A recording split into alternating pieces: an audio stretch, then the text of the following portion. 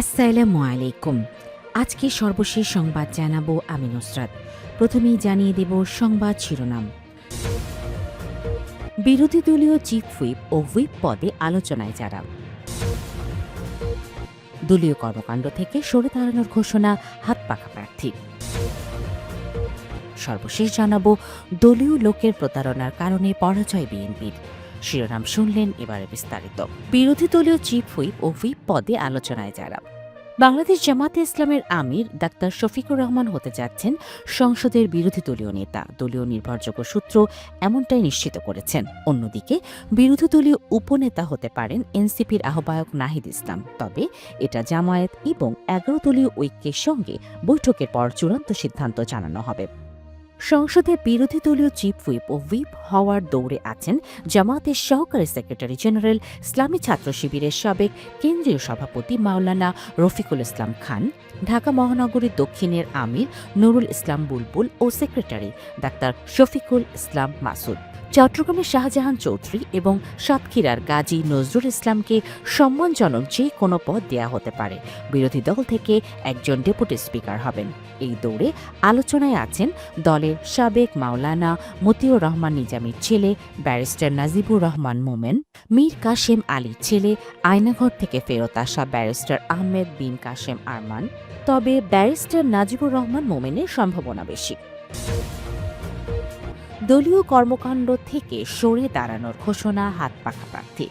রাজনৈতিক বৈশিষ্ট্য অর্জন করা পর্যন্ত দলীয় রাজনীতি থেকে সরে দাঁড়ানোর ঘোষণা দিয়েছেন ত্রয়োদশ জাতীয় সংসদ নির্বাচনের ঢাকা 5 আসনের ইসলামী আন্দোলন বাংলাদেশের হাত পাখা প্রতীকে প্রতিদ্বন্দ্বিতা করা প্রার্থী মোহাম্মদ ইব্রাহিম।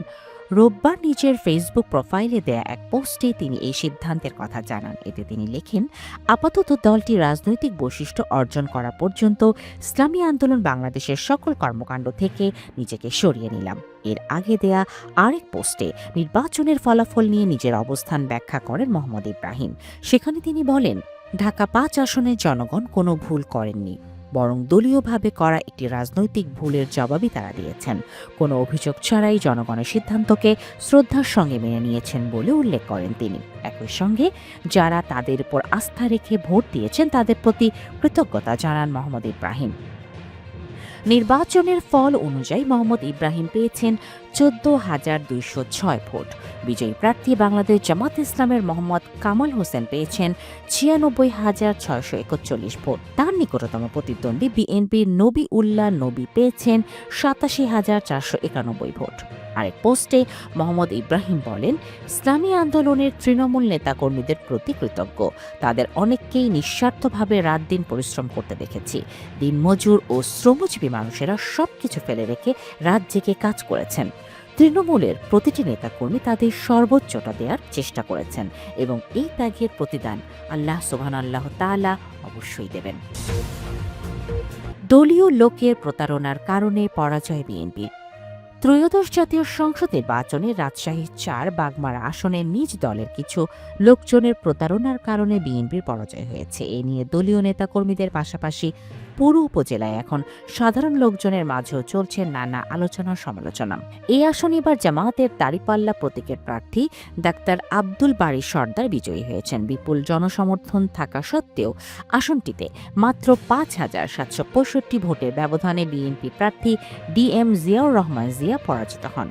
16টি ইউনিয়ন ও 2টি পৌরসভা নিয়ে রাজশাহী 4 বাগমারা আসনটি গঠিত। আসনটি বিএনপি ও আওয়ামী লীগের শক্ত ঘাঁটি ছিল।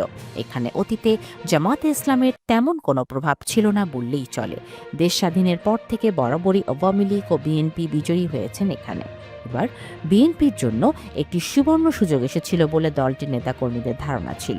বিএনপির ত্যাগী নেতাকর্মী ও স্থানীয়দের সঙ্গে কথা বলে জানা গেছে, এই পরাজয়ের পেছনের মূল কারণ দলীয় কোন্দল আর নিজ দলের এক নেতা ও তার অনুসারীদের চরম প্রতারণা।